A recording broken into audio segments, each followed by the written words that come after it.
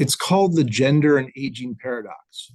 Women in the US live longer than men, on average by about 5 years, but they spend more of their lives in poor health and a greater percentage of years in poor health than men.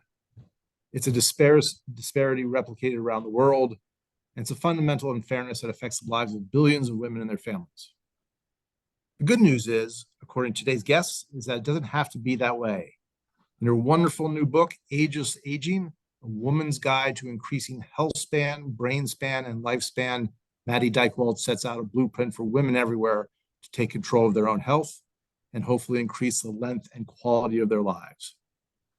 For the very few of you on the Zoom who already don't know Maddy, she is the co-founder of AgeWave, one of the world's leading think tanks on the impact of longevity in our aging population, and is widely recognized as one of our top futurists and thought leaders on this topic. She's the author of 4 books and is a much sought after speaker and commentator on our aging world. Thank you, Maddy, for joining us today. Oh, thank you, Ken and Martha, for having me. It's such a pleasure. So before I turn this over to Martha, I want to remind you that we want your questions. And starting now, producer Kate has opened up the Q&A function for that purpose. And we'll try to get to as many questions, your questions as we can. Maddy, thank you for joining us today. You know, we have been big fans of AgeWave's work for a long time, so it's great to actually sort of talk with you about your latest book. I have to say, I read this with great personal affinity. I turned 65 in August, and thank you. And your opening comments really sort of struck a chord with me. Can you tell the audience what was your personal catalyst for writing this book now? Well, Martha and Ken, I had more than one, but I myself don't have a great genetic package. And there were a few things that I had to deal with from my own physical well-being that really made me realize that I needed to write this book. So let me take a step back. There's actually 3 things. One is, you know, I've been on this beat of aging and longevity and retirement for close to 40 years. That's a long time. And we've done a lot of research, as you kind of alluded to early, on these subjects. And we've also had the great pleasure of interviewing some of the top scientists, researchers, academicians in these fields. So along the way, I gained all this insider information, and I wanted to share that information. So that's the first reason. The second reason, yeah, bad genetics here. And that bad genetics led me to have 2 challenges. One is I got to watch my mom suffer with Alzheimer's disease. And she went down this black hole. Here was this very vibrant, alive, smart, funny woman, and she became a shell of her former self. And watching that and thinking, because at the time, the thinking was that it was primarily a genetic disease, although we've come to realize that there is a lot of control we have over Alzheimer's. But watching her go down that rabbit hole scared me to death. And I realized that we needed to come up with ways to prevent it. So I got involved with some nonprofits that funded research, got on the boards there. And second, it made me realize that, okay, there are some things we can do to delay and prevent. And I wanted to take out a megaphone, if you will, to let the world know about that. So that's one of my genetic challenges. The other one was, I was born, didn't know it, but I was born with hip dysplasia. Oh. And I'm an avid exerciser. Hip dysplasia, by the way, is something that they correct in infants and toddlers today. But, you know, I was born in 1950. Back in 1950, they didn't even know what that was. So wasn't on anyone's radar screen. But I'm an avid exerciser, and I started getting horrible pain in my hips. Just to the point where I was still exercising, but I was literally taking, excuse me, a lot of Advil. I was got cortisone shots, tried PRP. I tried everything you can imagine and still had pain. So finally, my son said to me, "Mom, you're walking around like an old person, limping. get yourself to the doctor. And I did. I went, got an MRI, found out I was bone on bone in both my hips. And the doctor said to me, hey, you're just going to need to get double hip replacement surgery. And the truth is that that's what I ultimately did. However, couldn't get it for a few months because the doctor that I chose to go to, who specialized in double hip replacement at the same time, he was just so busy, which tells you a lot, I think, that he couldn't see me for a while. So I asked him, what should I do? And he said, no, in the meantime, just get a cane. And I'm like, Oh, yeah. no, I'm not doing that. I'm like this, it wasn't the self-image I had of myself. So I did some research and I called some of the experts that we interact with on a regular basis. And I asked them, what should I do? And they told me. And I adopted a lot of those things. I call it pre-covery. And I don't know that I came up with that phrase, but I definitely adopted that phrase. And people like Mark Hyman and Andy Weil, they said to me, get on an anti-inflammatory diet, which is not complicated. It's just cutting out gluten, dairy, and as much sugar as you can. Also alcohol. That's a good big part of it. Second, continue exercising, but modify it so that you're not in pain and you're not taking Advil on a regular basis. I did that. Third, believe it or not, they told me that meditation was a big piece of the puzzle. So I started meditating. And the last thing that I started doing, which was advised, I got that advice from a psychiatrist who was affiliated with Boston and Women's in Boston, obviously. And she said to me, you need to get some affirmations going for yourself, for your doctor, for your anesthesiologist, for the nurses who will be in the room. And I did. And I was a little embarrassed to do that, honestly, with my doctors, but they were like, hey, yeah, we've heard this before. Let's try it. And I will tell you that even before the surgery, all the pain in my hips went away just by going on an anti-inflammatory diet, just tweaking my exercise and meditating. It was a miracle. So Maddie, you mentioned in the book that genetics is a relatively small part of the health span equation. That's behaviors. That is the bulk of it. Is that your experience? I mean, you started off talking about sort of you're the victim of bad genetics, but then you talked about modifying your behavior. So what's your own experience? Yeah, that is not only my experience, but it is the science.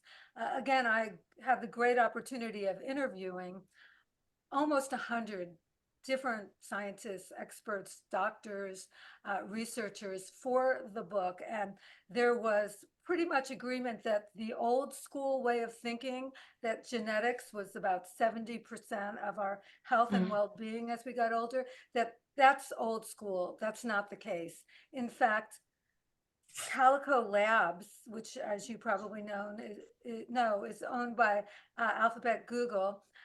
They say that up to 90%, that's a huge number, 90% of our health and well-being is within our control, having to do with our lifestyle and our environment. And to me, that might scare some people, like, oh my God, whoa, how am I going to do that? But it's also incredibly empowering. The idea that we have agency over our health and well-being and have a certain amount of control, a lot of control really, over the way we face our own aging and longevity. So given, I love the point about how we're learning just how malleable our life expectancy is, that we just aren't predestined. I'm curious, when you were writing this book, who were you writing it for? Yeah, when I first started doing the research, I was thinking to myself, okay, this is going to be for women and men, mostly 50 plus. And then when I dug into the research and was talking to the experts, what I realized, and I looked around and looked at the other books out there on longevity, and I said, no, you know what? There are no books, or few books, I should say, that are really focused for women on longevity, aging, and increasing your health span and your brain span. So I wanted to correct that. So this is aimed specifically at women. And by the way, in case you were wondering, women and men are a little different. There's no doubt about that. We have some things in common and not everything. So yeah, women for sure. Then I was looking, uh, who's the target? And what I realized is that once women hit their 40s and 50s and 60s and beyond, they're coping with some issues that can be challenging, but also there are issues that can be overcome. And so I wanted to reach out to those women. Now I'm in my 70s, so also for women in their 70s, 80s, and beyond, I think women 40 plus is the target. If we could talk for a moment about women, Maddie. So one of the things in the introduction, I used a phrase that I think I learned from you, which is the women's health disparity. The fact that women live longer, I think probably pretty widely known, Yes. but that they don't, but they live longer in poor health. And a higher percentage of years in poor health. You call it a paradox, not a disparity. Why is that? I'm actually quite curious about the science behind that. Why do women live longer now in poor health? Which I understand is not just the U.S. That's a constant around the world, I think. Yeah, that's true. The science does tell us that women on average spend the last 12 to 14 years in a cascade of poor health, things like the aches and pains of arthritis, chronic diseases like diabetes, concern about heart disease and stroke, if not getting and doing what they can to avoid those kinds of realities. And yeah, this is the reality of women. Now, the science is a little less clear around why that's the case. So that's an interesting point to keep in mind. There was a lot of confusion when I spoke to a variety of different researchers on this subject. But, just as an example, women are twice as likely to suffer from Alzheimer's disease as men, twice as likely. And this is a disease that is really connected directly with getting older. For most people, there are early onset cases of Alzheimer's, but in general, it's older adults who suffer from this disease. I speculate myself that women who are responsible for 80% of all healthcare decisions for their entire family, so for their parents and in-laws possibly, or maybe even their grandparents, and for their children, and maybe even if they're in a relationship for their spouse partner. And so we're so busy taking care of everyone else that we sometimes put our own needs in second place. And I personally do think that that is a piece of the puzzle. We're also responsible for 80% of all caregiving activities, which we know science tells us it takes a toll. So women live longer. They often are more ill as they get older. They sort of lift everybody up along the way. So let's go back to the title of your book. What is ageless? And you targeted this book for women. What does ageless aging mean? Okay, so it sounds so aspirational and so positive. Yeah, hopefully it is positive and aspirational. I was doing a keynote presentation many years ago, back in the 1990s, at the Golden Door Spa for a group of women executives, very high level, little on the older side, in their late 40s, 50s, and beyond.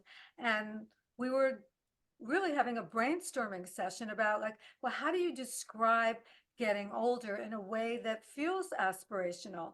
Because there's this idea of anti-aging, which doesn't feel aspirational, and pro-aging, which this group of women were not so into. So we came up with this term ageless, and I looked it up in the dictionary, and the first word that I saw was timeless. And I kind of loved that. I thought, oh, yay, timeless. I love the idea. We cannot hold back the hands of time. Now, that's just not possible. But the fact is that there are steps that each and every one of us can take to deal with some of that physical deterioration that may happen as we get older. And that's a good piece of news.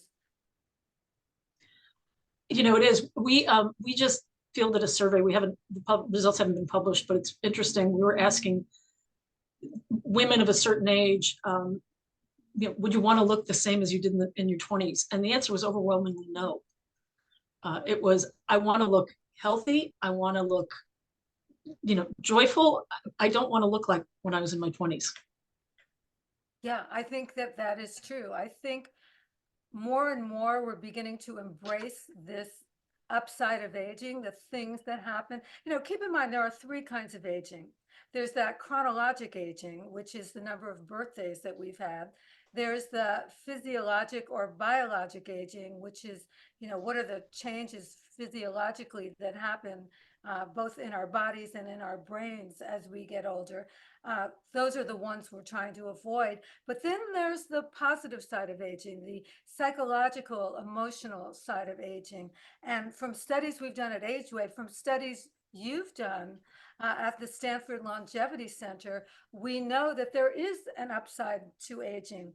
We know that there's that U curve of happiness that you guys talk about at the Stanford Longevity Center, which is phenomenal. The fact that as people hit their 50s and 60s, they feel rather happy, happier than they did in midlife, which is really cool. Yeah. And Yeah. from a study that we did at AgeWave, we found, and we did this during COVID, we found that older adults were far more resilient than younger adults. We've gone through bad things happening.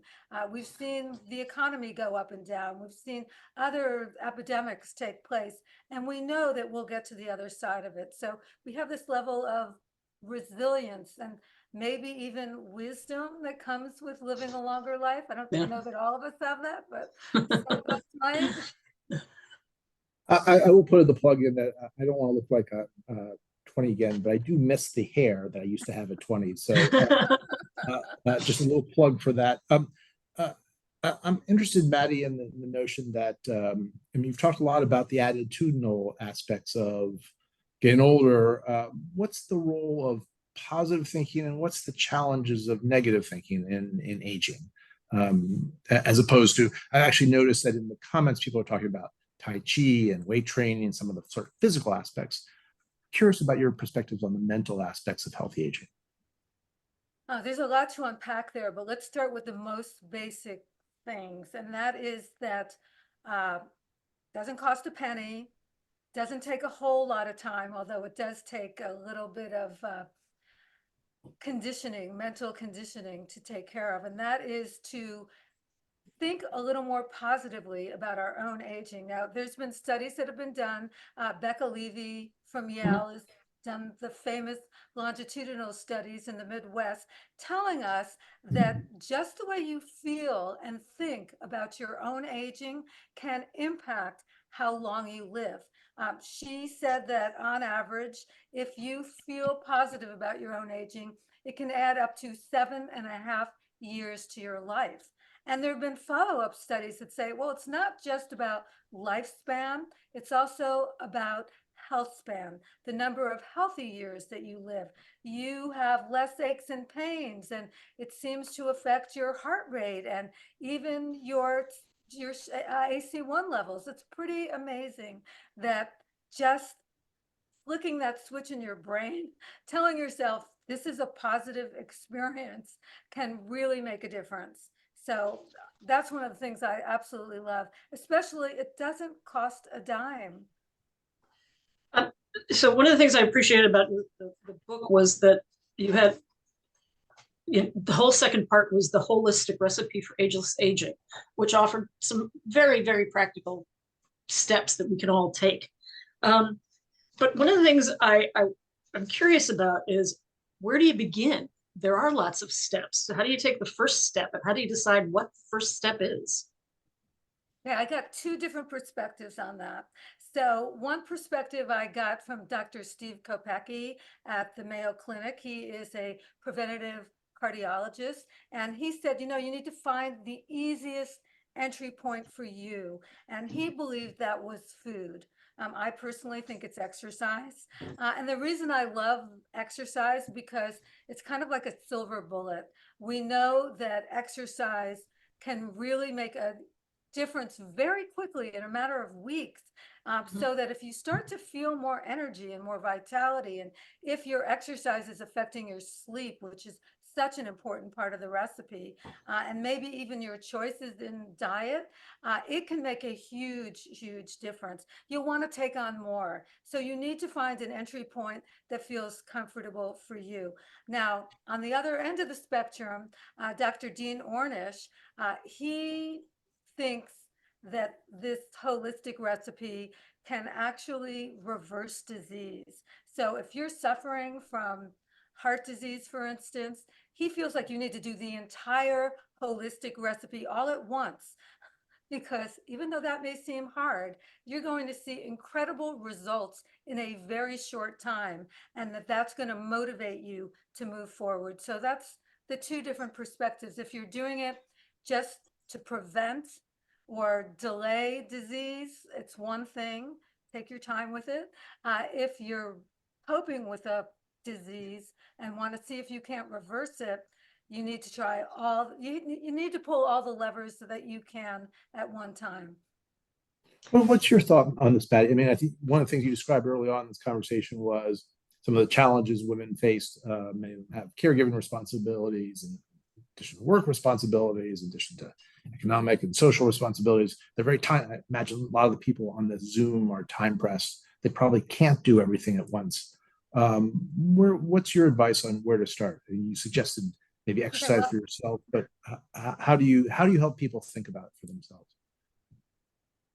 I think that exercise is a great place to start. But let me add something to that. I think that there are shortcuts that you can do to do more than one thing at a time. And it's called stacking. And that means that you can, for instance, exercise outdoors, exercise with a friend. And we know that social connections actually does add years to your life. You could do it while you're walking a dog. There are a variety of ways that you can stack your habits so that, first of all, they're more enjoyable, which is a great benefit. But second, so that you can get added benefits, because what we saw from the research that we've done at AgeWave is that, it really is not just about one thing like diet or exercise or sleep, though those are definitely some of the basics. It's about a whole host of different ingredients that are not in silos, working independently. They actually influence each other in some very exciting ways that I sort of just alluded to before, like using sleep as an example. If you can try to improve your sleep, the impact that can have on your energy and vitality is pretty dramatic. It really clears out the gunk, if you will, in our brain. That can help with your brain health. So these things all work together. And so I personally think that, yeah, if you can stack some of those different habits together, it's really like, I'll use myself as an example. On Saturday, I'm planning on going on a hike with a friend, with a very close friend. We can have some really serious conversations about our sense of purpose, which with this particular friend, we do it all the time. So that's another one of the ingredients. We're also taking my dog along, so that'll be fun to Your grand dog. Your grand dog. My grand dog. Yeah, I now call her my dog. But she is my grand dog. She's my daughter's dog. And if my daughter were listening, which I don't think she is, but she's working, she would say, "No, Mom, she's your grand dog." So I'm watching in the chat. Producer Kate put out a question about what's your favorite thing about aging, and what are you doing as you age? I smiled because a couple of people, one person said, Sandy Z said, "I have a rebounder." Do you know what those are? It's like those mini trampolines. Yeah, those are great. I just thought of that. I haven't been on one of them in years, and it just made me happy. I'm like, oh, But you see, joy, I actually think is a very important part of the entire holistic recipe. I mean, you want to feel good about the things that you do, and you'll mhm, see that your endorphins go up when you feel joy. And that's like quite the opposite of what happens when you feel stress, with your right, cortisol levels going up, which right. creates inflammation, which manifests as disease in our bodies. So Mhm. we don't want to have chronic stress. We instead, if I don't know that you can have chronic joy, but that's a great target to aim towards. So we have a question from the audience here that I want to bring in. Uh, don't you think menopause is a huge impact on women's health and still is not correctly addressed by most clinicians? I 100% agree. Uh, yeah, there was a study, the Women's Health Initiative study, that was done back in the late 1990s that was actually halted in 2002. And it's a study that many of the gynecologists and just physicians in general were going to school at that time, that's where they get their knowledge about menopause. Now, let me just put it out straight. That is a flawed study. And in fact, it is known as a flawed study by scientists, physicians, and researchers today. But some gynecologists and physicians, well-meaning as they may be, have not caught up to the science. Mhm. So let me first tell you why it was a flawed study. One, it used synthetic hormones. In fact, it used, it's going to gross you out, but it used hormones that were from pregnant horses' urine. Kind of yucky, but Yeah. also very synthetic. So it would be like if you're going to eat like a strawberry jelly bean, is that the same as eating a strawberry? No, Yeah. it's not. So yeah, you don't want to do that. But second, we know now that if you're doing hormone replacement, it's a good thing to start as early as possible. You can continue as long as you want. Like I'm on hormone replacement and I'm 74, but I started when I was in my early 50s. The study, the flawed study, was done only on women over the age of 65 who had just started taking hormone replacement. So that's a flawed study. Today, the go-to is using bioidentical hormones, and I would urge women to go to a menopause specialist, someone who really understands the science, and you can find those online pretty easily. Maybe your physician is really smart about it, which would be great. And the point is that we have learned that menopause is not just an inconvenience or just about some symptoms that go away. It actually has health impact, including on our brain. So we don't want to experience cognitive decline because of our hormones. There, especially since we know there is something you can do about it. And I see somebody said avoid processed foods. Yeah, ultra processed foods, go into your pantry and clear them out. You don't want those. You don't want seed oils. You want to take most of the sugar that you can out of your pantry and refrigerators. No, no, those are not good for you. I I'm think if I had still going to have my occasional Dr. Pepper. what's that? Stop if I I think were you. Still, I'm going to have my occasional Dr. Pepper. If it brings you joy, then maybe Right. that joy sort of counteracts the negative effect of the Dr. Pepper. So can I interrupt you? Sorry. No. I think it's the floor is yours, Martha. Um, so actually, talking about menopause, one of the things that I find remarkable is how in just the last couple of years, how the media has embraced this message around menopause. I remember, my mother would never have admitted publicly going through menopause, even as she was mopping her brow, and now it's every other ad on television is about perimenopause, menopause. So I sort of applaud the at least the openness to thinking about how menopause affects women, and it's differential and important, and we should be paying a lot of attention to it. Yeah, absolutely. Yes, you're 100% right. We need to embrace that message, and we need to come out with it and be clear that, this is something that every single woman, if we're lucky enough to live long enough, go through. And it's nothing to be ashamed of. It's something that we need to deal with as a medical issue that comes Mhm. up from long life. Yeah. So Maddie, as you were looking at all of the research that led to the holistic recipe, were there any findings that surprised you that, I mean, maybe not because you're so immersed in this topic, but was there an aha, like, wow, I didn't know that? Yeah, there were several. One of them was about menopause. I did not realize the extent of the misinformation that was out there, but we've just talked about that. But that is definitely one of them. Another one that was a big one for me was the fact that, as we know, sleep is a really important part of this holistic recipe to live better longer. I think that's common knowledge at this point. Mhm. But what I didn't know, and spoke to a number of sleep experts at different universities, they told me that all the major studies on sleep have not included people over the age of 65. And I'm like, what? There's something Yeah. wrong with this picture. Why are we doing that? It seems like a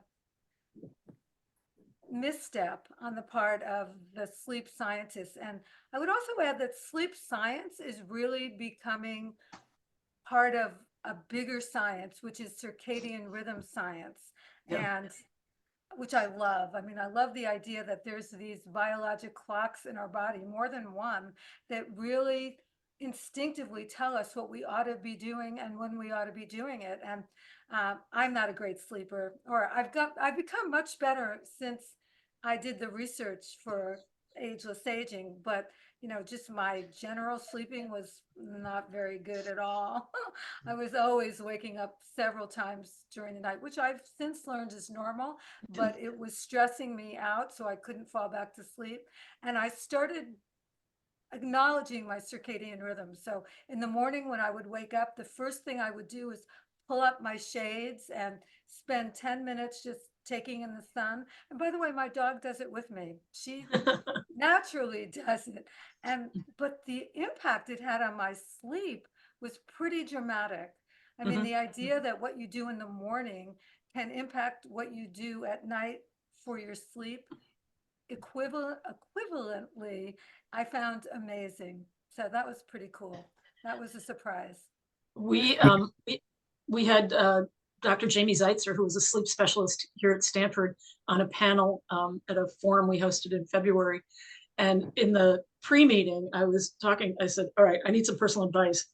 I wake up at 3 o'clock in the morning, every morning. And he goes, are you stressed about it? I said, yes. He goes, stop stressing about it. That's worse than waking up at 3. So, Yeah, and I was that's like, true. oh, okay. So similar. I wake up going, all right, I woke up at 3. That was fine. Yeah. Did it- I was just going to say, one of Dr. Phyllis Z at Northwestern University, who's a doc and a psychiatrist as well, just a general and a sleep scientist, she told me that you're better off getting, well, let me put it in the words that she said. She said that she would rather get 5 hours of great sleep than 8 hours of sleep that's restless and you wake Yeah. up a million times stressed about it. So yeah, I think the quantity of our sleep is one thing, but the quality of our sleep is also important. Mhm. I was gonna one of our early book club, maybe Martha remembers the name of the research. I actually can't remember. Uh, Gave the advice that we should sort of to your circadian rhythm, take a 15-minute walk in the morning as a way, and that was the most important thing you could do for your sleep 12 hours later. And I've been doing that since that. And I love the walk. It hasn't helped my sleep, but it's been a great start to the day. So a little bit It of is a great thing. If you have the time to do that, do that. I don't always have the time, so I just open my shades and, do a sun salutation and just sit there and meditate with the sun hitting me, and it has a really positive effect. yeah. Mark Milstein, Martha just noted, it's Dr. Mark Milstein. So Martha also has a better memory than me. Can I ask you about, you mentioned your daughter who's too busy to be here today. I'm curious whether, you talk about this book is for people in their 40s and 50s and 60s, but you observed just before we came on that, healthy aging really begins much earlier.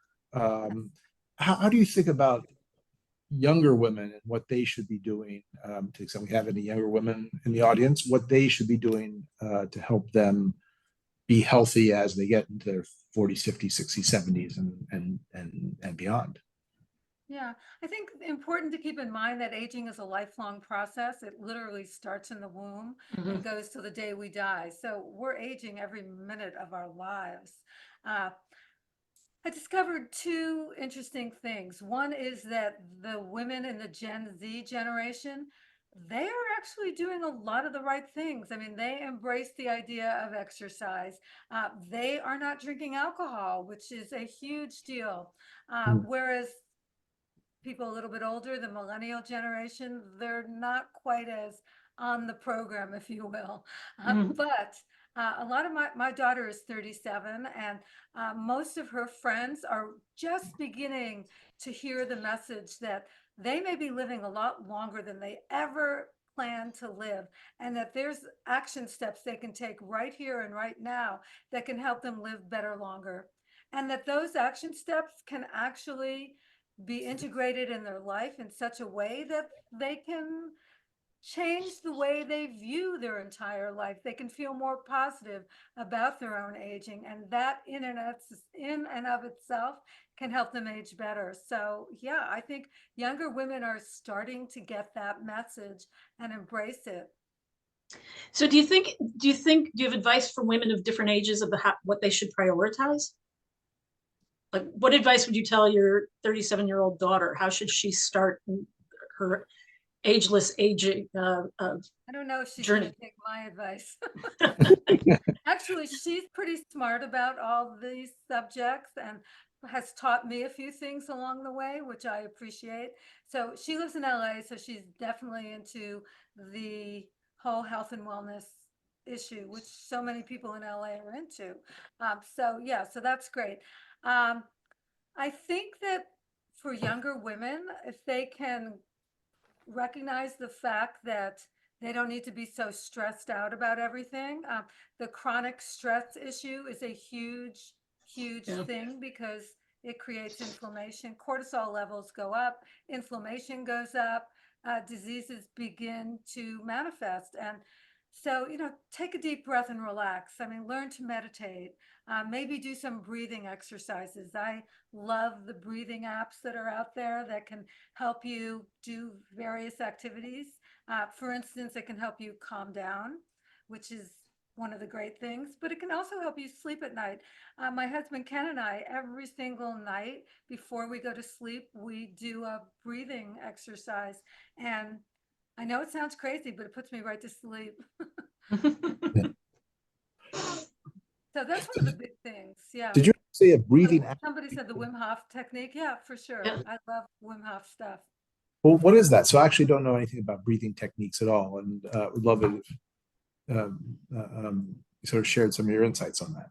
Yeah, well, Wim Hof is, I don't know if you would consider him at the cutting edge or he's been around for a while, but he is one of the advocates of cryotherapy, the idea of cold being a huge and important impact on lowering inflammation in our body. We all know that as you get older, inflammations is what's been called one of the hallmarks of aging. In other words, it's one of the key things we measure as we get older that contribute to aging. And so you want to lower your inflammation levels as much as possible. He also has a variety of different breathing techniques to, in some instances, give you energy, in some calm you down, and in some help you sleep, has others to perform. So the one that so many people talk about is this four square breathing. So you breathe in for 4, you hold it for 4, you breathe out for 4, and hold it again for 4. Very simple, but very effective. Somebody's saying that they feel uncomfortable. You shouldn't do anything that you feel uncomfortable with. There are so many different potential practices that to try something that makes you feel uncomfortable is really not something I would suggest at all.